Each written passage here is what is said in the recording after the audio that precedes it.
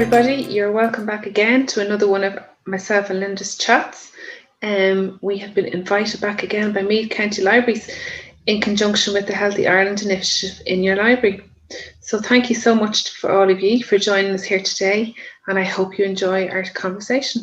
Today we are going to look at getting the balance right between work life and home life, which I suppose for all of us has hugely changed in the last 6 months. So Linda, I'll just hand it over to you for a little minute so you can just introduce yourself and tell us a little bit about you. Hi Melissa, hi everybody, lovely to see you all again. My name is Linda Breathnach and I'm a counsellor psychotherapist who's been working in the field for 20 years, working with couples, individuals and groups. I'm also a lecturer, and more recently I've been running a lot of online workshops for corporate companies, helping them to support their employees in getting to grips with all of the challenges that COVID and 2020 are bringing our way. Great. So my name is Melissa Moore. I'm an accredited play therapist based here in Leakin, County Meath. So the bulk of my work is doing one-to-one therapeutic support with children and their families. So typically I work with children from the age of about 3 upwards who present with emotional and behavioural difficulties. And I also do group therapy sessions with children. I provide parent support sessions to parents, and I also go into schools, nurseries, creches, and provide workshops to staff and to some of their children as well around particular issues. Of recent, a bit like Linda, I have started doing some workplace webinars for companies who want to help their employees, particularly around parenting issues. So that's a new element, I suppose, to the work that I have been doing. Linda is therapyandtraining.ie, which we forgot to mention, and MySpace Play Therapy. So, okay, so thank you again for joining us today, and really hope you enjoy the conversations as much as myself and Linda have been doing. So yeah, Linda, so as I was saying there, all of our kind of our work life, personal life, family life, the balance and I suppose the boundaries between them all in the last 6 months or so has really changed, hasn't it, for us? And I suppose without getting an option or having time to even to look at how we were going to manage that, we were just all thrown into it one day and expected to get, you know, to get up that river without the paddle, I suppose, at the start of it all.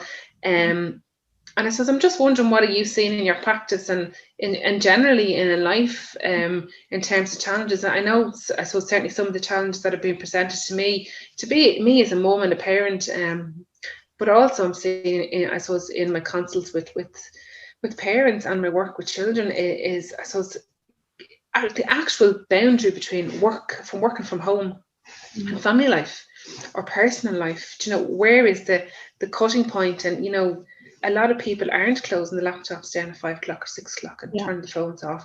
That it's flowing over into, you know, evening time where we would have normally, I suppose, you know, we might have been running the kids to football, or we might be going for our walk, or, you know, it might have been our time to just switch off and watch TV.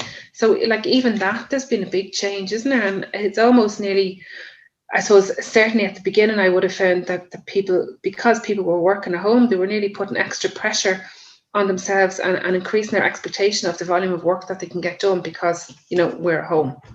But it doesn't change the fact that you were still working at home. I suppose it was our, I think it was our concept of how we viewed ourselves, not actually going out the door in the morning, if that makes sense. Yeah, and I think, where do I start? Like, we have a particular interest. Obviously, I work with couples and individuals groups.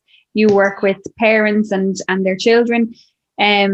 You know, so families are a big part of the work and our own lives, that we're both moms as well, with 7 kids between us. So we're very tuned in to how all the boundaries have blurred, and in our own homes and in the homes of our clients and the people that we work with. And yeah, I'm seeing it everywhere. And actually I ran a few networking events around the country for counsellors and psychotherapists. And in one of them, I think it was the Southeast region, they named it as the absence of spontaneity. So, you know, everything, we all focused on what we need to do, and you're right, productivity, like, for those who are working from home on, you know, in those types of jobs where you're working on laptops or on email and that, the clients that I've been working with, you know, their productivity, well, I don't know about the productivity, but their hours have gone up. So they're not taking proper lunch breaks. They're not taking their breaks in the morning, you know, that they might normally, or they might just go out and grab a coffee in the kitchen in the afternoon for the 3 o'clock slump. They're not doing that anymore. They're not logging off and commuting home the way they used to. There's nothing to do in the evenings really. So we had all these natural boundaries in place. We had to get up and get into the car or onto the public transport by a certain time to get into our workplace by a certain time. So we had all these unspoken rituals around getting up and getting to work. And we thought that's all it was. But actually, that was a way from a neuroscientific perspective of switching our brain off home and onto work, and likewise coming home, switching off work and onto home. And we might listen to talk radio, we might listen to a podcast, we might listen to nothing, we might sit in traffic and give out about the traffic. But either way, we were going through all these unconscious rituals that we didn't realize were helping us to adjust, and we're putting kind of intangible boundaries that we didn't even notice, but now we notice because they're missing. So we used to, you know, that half hour or 20 minute or sometimes an hour and a half commute that people were doing in the evening times helped us to kind of debrief and switch off, and then switch into home mode. And then we wouldn't have switched back into work because we would have had plans in the evenings. We would be going to the gym or our classes or our sports, or we'd be dropping kids, or we'd be meeting friends, going for a drink, going for lunch, going for a dinner, whatever it was. All those extra rituals that were there served more purposes than we realized at the time. Because now when they're gone, we don't have any reason. We're not answerable to anybody else in a way. So we don't, you know, we might check our phone on our email, check our email on our phone before we get out of bed or before we get into the shower. Or we might, you know, come out, have our breakfast. And while we're having our breakfast, we may as well open the laptop while we're here. And then all of a sudden it's 12 o'clock and we haven't got out of our jammies, do you know? So we're doing it a bit like, I know that that's what's happening. I don't know how many people are admitting to it, but I know that that's what's happening because I obviously have the privilege of working in that confidential space where people do say, you know, how their habits have changed. And it takes discipline and it takes boundaries. And I'm not the type of person who's ever going to turn around and tell somebody, wagging the finger, saying you need to change this and fix that and all the rest.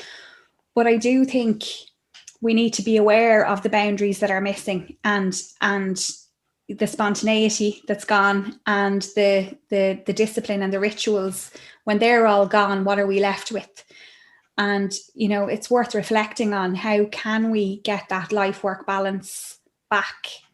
Because there's a lot of talk around, especially the people who are working from home and working online. And I know not everybody is. I know people are still working out there in essential jobs that need to be. And, you know, I think they have unique challenges too, but specifically the work-life balance for people who are working from home, with or without families, with housemates or whatever.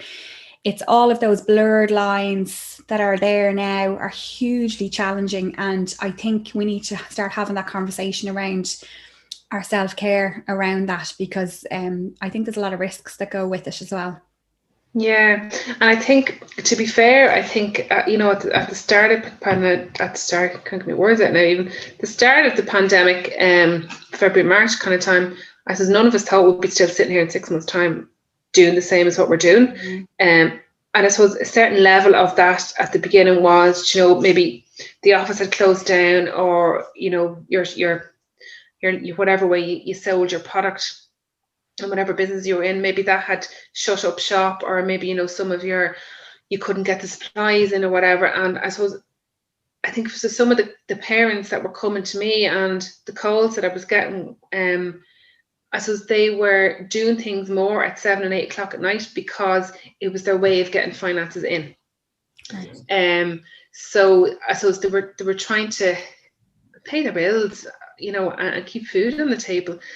And I suppose that was the only option at the time, and that was going to be okay for a few weeks, or even a couple of months. But now that has snowballed into a habit, of 6 months down the line, and an expectation of the people on the other end that are expecting that from you. I think you hit the nail on the head, because the parents who were doing that at the time, that was an intentional and probably worthwhile decision, as in, I've committed to my boss, I have to do X amount of hours. My boss doesn't care when I do those hours. I just need to get them done. I need to get through whatever it is I need to get through on the spreadsheet or whatever. And so because my kids are at home, my boss understands that, you know, at certain peak times in the house when it's full flow, I can't be sitting on the laptop. So I'll make up for it when they're gone to bed. And that was a conscious decision that a lot of people made during the last lockdown. But now the children are in school, it's like it's almost become a habit. So the work is getting done when they're in school. There might be a slight pause when they come home or whatever, and there's a bit of reprieve from work into the other work around the housework and the homework and the dinners and all that. And then there mightn't always be the need to do those extra amount of hours in the nighttime. There often there is, but there isn't always, and it's almost like because it became a habit and we forget why we started doing it in the first place, and now we're still doing it as well as trying to do everything else.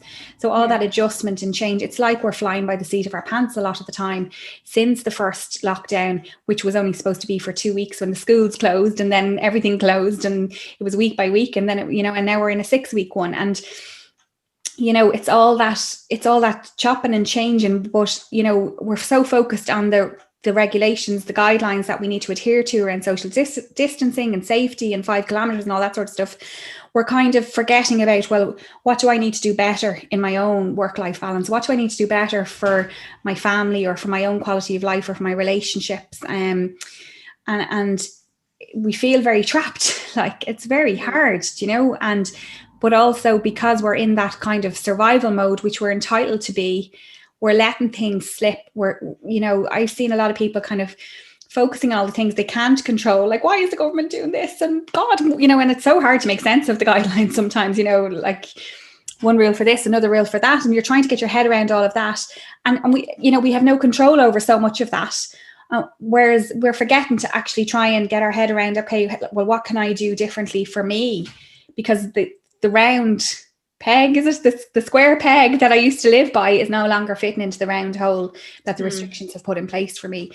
So I need to adjust my peg and try and reshape it or resize it. And what does that look like for me? And I don't think there's enough reflection on that. I think we are kind of in that survival mode again, which I understand, but we have a lot more power than we realize around the day-to-day, the little things that we can do differently. But because it was all so subliminal, it was all so subconscious that we never put a value on our commute before in our lives. All we did was give out about traffic and, commuter belt. So obviously we're kind of in the Navan direction, you're Duleek, and, the commuter to Dublin, commuter belt and all that sort of stuff. So that was all, all we saw was the bad things about that. But actually there was a lot of good things that went with that as well, in terms of like that rituals. And because we don't have anything else going on, there's a risk that we're doing. And again, I'm not saying the productivity is going up, but we're doing more hours because we can, or because we're nearly getting stuck in that. And I definitely know, I can name,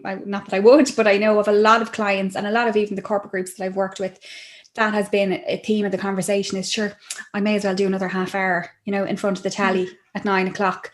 And that turns into another 2 hours, or it's midnight and they're going to bed. And not even realizing it and thinking you're being present with your kids, but you've one eye on the phone or one eye on the laptop, and you're not, or even your partner or your housemate or whatever. It's not just families we're talking about in this context. And there's just so much kind of that stuff that's just below the radar that we're not really tuned into, that actually we could, in an empowering way, tune into for ourselves and get a grasp of, to kind of improve the day-to-day of these restrictions.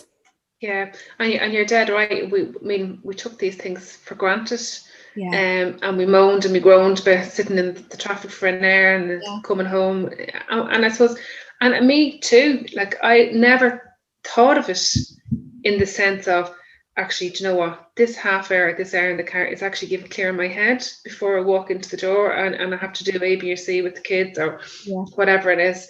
And now we don't have that, so we have to look at different ways of getting the headspace, but also having the boundaries. So going back to your 8 to 5 or your 9 to 6 or whatever your working day would have been.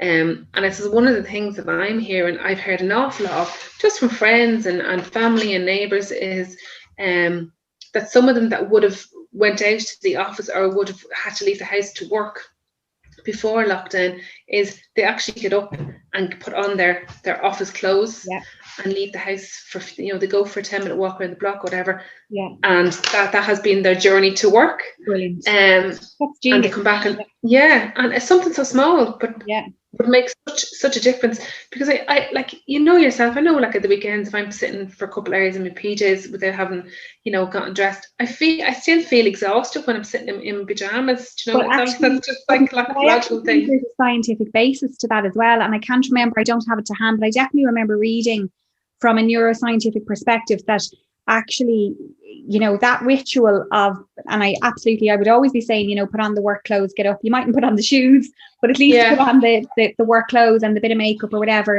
if you're, if you wear makeup. But that ritual of even walking and all that, going out and taking a breather and then coming back into it's getting your brain in gear, it's getting into work mode. I think I remember, I can't quote it right now, but I do think I remember reading something about that, of that process of actually switching your brain in gear into work mode, and likewise at the other end of the day to switch it out of work mode, and the benefits of that. I think the other thing that I have started doing is, where when I would have been in the office, the laptop would have been closed at the end of my day, and it was left there, it was locked away and it was left there. But now it has crept into my house. Into my office. It's now in my house, whereas my workplace will be is outside in the garden, so it's very separate. But I suppose, and that was, because I was doing so much more on Zoom, and I was, I was seeing clients over Zoom, and I was meeting parents and doing workshops and whatnot. But I suppose I sat back and reflected on that, because I suppose that's the nature of your work and my work, is that we do that all the time, and not everybody is accustomed to doing that. But when I sat back and acknowledged that that's what was happening for me, what I've started doing is actually locking the laptop away now again. Great. And it goes, it's shut at the end of my working day, whether that be 5 or 6 o'clock, depending on the day of the week, and it's put away, and I don't open it until the following day. And then another example of that, Melissa, is people who are using the kitchen table as their office. They might be in such a huge space where they have an office suite type space, or they might be in a shared space, and there could be 2 of them or 3 of them working at the kitchen table, rather than working in their bedroom, which is a whole other story, but then that means that's where you're having your meal, if you're having your meal at the table, if you're having it on the couch or whatever. But if there is children there could be homework being done at that table. It's all blurred, and like I would be right, and I would know people who would nearly kind of, so you turn off the laptop because you're having dinner, but some people are kind of like, they leave it on and they're kind of still reading an email and they're munching away at the same time. But like, again, it sounds so stupid, but the little things of actually putting the laptop out of sight, even if, because some people, I know somebody else has 2 monitors and they have a whole setup and it's too awkward and bulky. They have a desktop instead of a laptop, and it's all down the end of the table, so it's too much to kind of to move around every day. But they just put a blanket over it, kind of shuts it off, or put something in front of it, to separate. And it's like giving a signal to the brain, isn't it? Like, it is. And it's even that the visual concept of walking by it and actually not seeing it, because it's covered up. But it's the same as your phone, if you've got a work phone, you switch it off at the end of the day and shove it in the drawer and forget about it. And one of the things that I had actually started, and I this would be one of my things anyway before lockdown ever happened, was the message that you're giving to your children as they're trying to have a conversation with you, and you're sitting looking on your phone, or you're swiping through Facebook or whatever. And I suppose the message that you're giving to your children is they're not important enough to put your phone down. And I know I'm definitely guilty of that sometimes. It's like, I think we all are at some point, depending on what's going on in the day, and we're looking for the important email or the message coming through or whatever.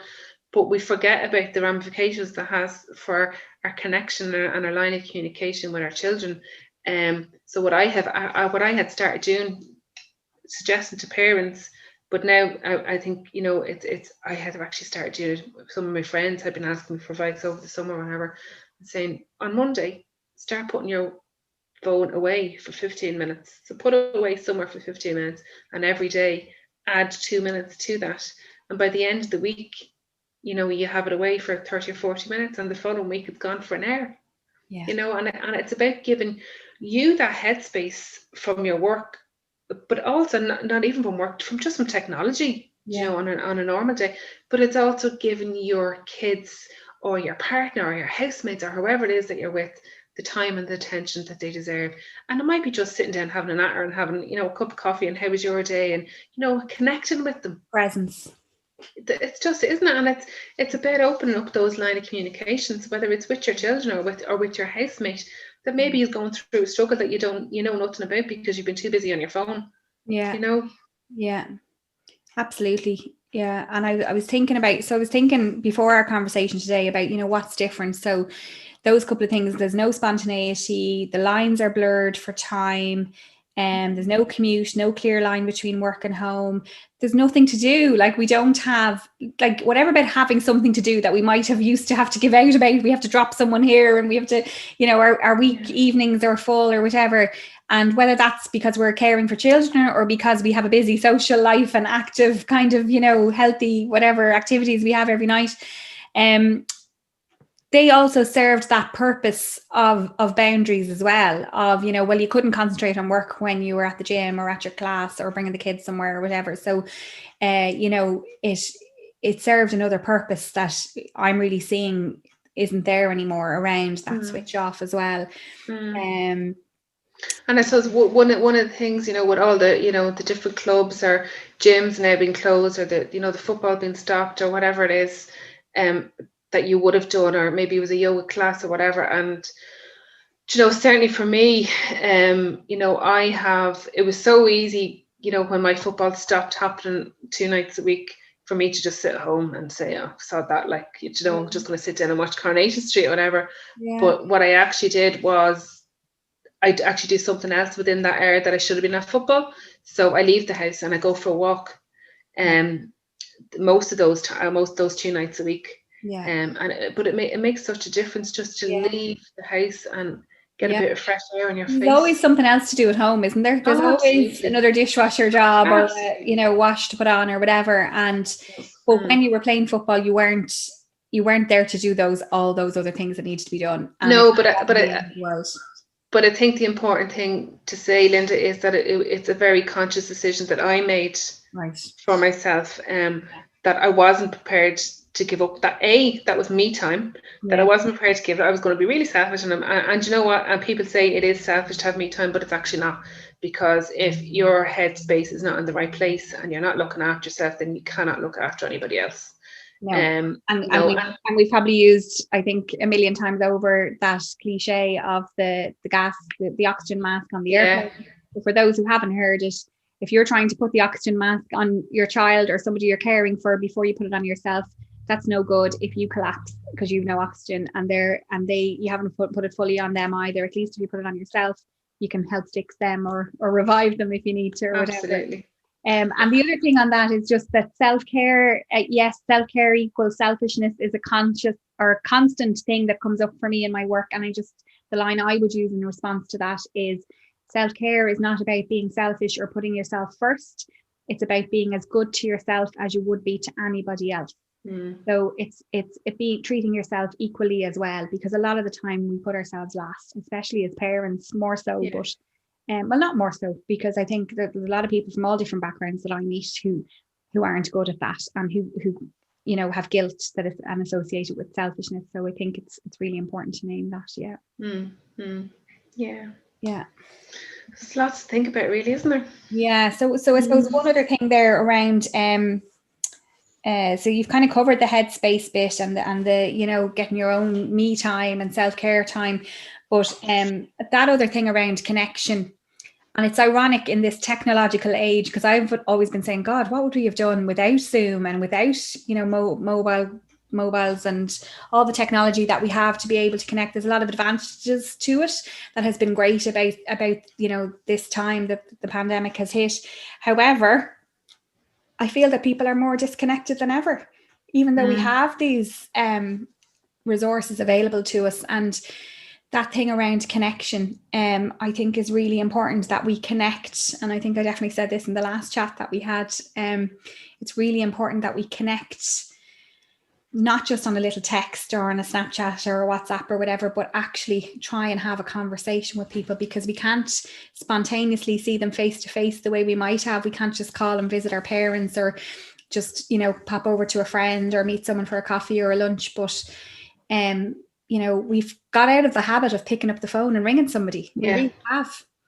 And when we used to ring people to arrange something or to clarify something or check something or whatever, we used to have a long chat as well. We didn't just ring for that one thing. But now on text, we go, hey, have you got that book that I lost or I lent or whatever?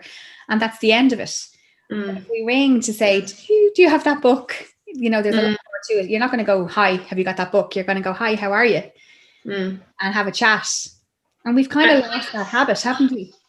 Definitely. And I think the Irish as a nation, it's the physical presence piece that we really thrive on and we really like, and it's the touch, and and obviously all of that is now missing. But again, I think a loss. It's a big loss. Massive, but we have to make those conscious decisions to get up and make the effort to make that phone call, because as I said to you before on another occasion, those kind words of, well, what's the crack with you? How's your day? Or, any crack this week? Or, you don't know what impact those few small little words have on the other person on the other end, particularly now, particularly if it's somebody that's, living by themselves or has a particular struggle around whatever it is, in their life. It might be something to do in work, or could be an addiction, or, it could be marital problems, or, problems with their partner, whatever. You just don't know. Or something that might be seen by others as smaller. It mightn't even a big life change, but day to day could be really challenging right now.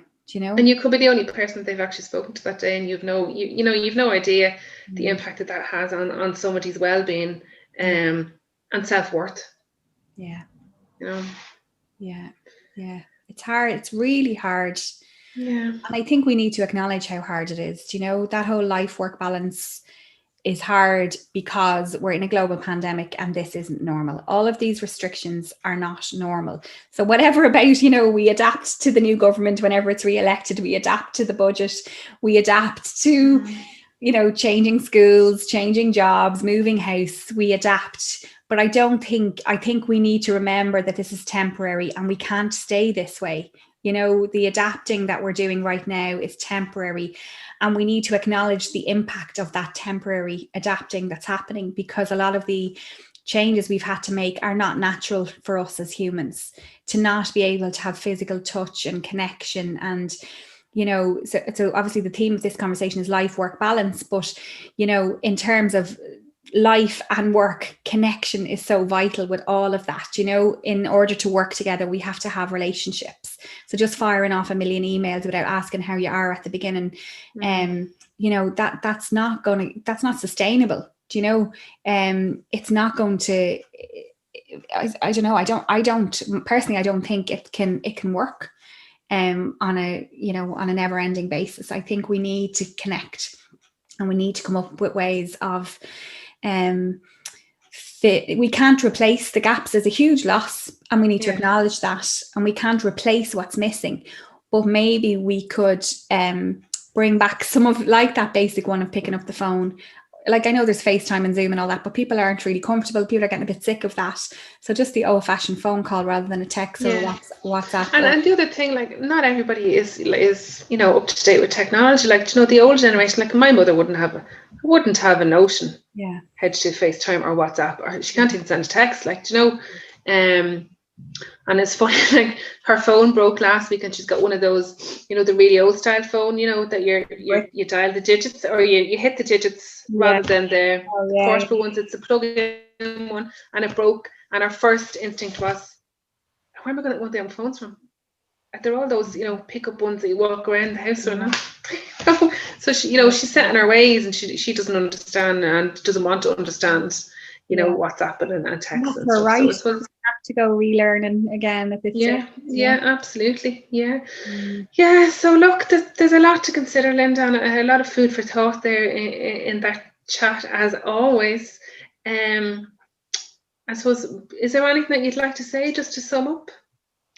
Just, in thinking of work-life balance, acknowledge, I suppose, don't forget this isn't normal. I think sometimes we acknowledge the enormity of what we're going through, and then we wonder why we had a hard day, or we wonder why we can't be as productive as we normally are, or why are we feeling a bit tired, or why is it, why is something that's normally more smooth and easy to do, why is that more challenging? And I suppose, so that's what I would like to leave people with, is actually this isn't normal, and not to separate.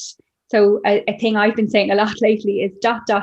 and we're in a global pandemic. So, if one of the kids is like, whatever they're struggling with, and I go, yeah, and we're in a pandemic as well, and you had to remember your mask, and you had to, whatever it is.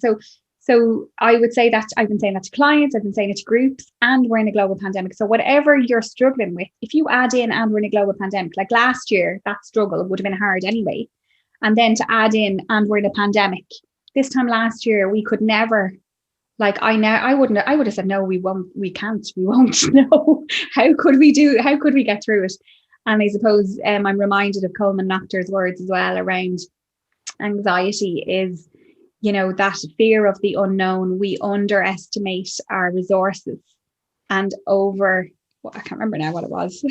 Something I took a note of it. What's it? Isn't it something about we tend to overestimate the challenge, and underestimate our ability. Yeah. And as I said to my kids as well, sometimes, when you're scared of something, is it ever as bad as you're worried? The imagination, like, even if you're getting like, I don't know, a test for something and like a diagnosis or whatever, in your imagination, there's 20 different options of what it could be. And even if it's the worst of those options, it's still just one option, Mm-hmm. So I digress a little bit, but I think it is about staying in the moment, and back to the work-life balance is, how can I make this hour or this day better for myself in that balanced way? Yeah, absolutely, Linda. And I think we've given everybody some things to think about there. Certainly I will take some nuggets away from that as well, and some little reminders. So thank you as always. If you would like to have a look at what Linda does, you can have a look at her website, therapyandtraining.ie, and likewise my website is myspaceplaytherapy.com, or the Facebook pages. And once again, thank you all for tuning in, and we hope to see you again. And thank you from Meath Libraries and Healthy Ireland Initiative for having us here again today. Thank you so much, everybody. Have a good day. Bye. Thanks, Melissa. Bye, everybody.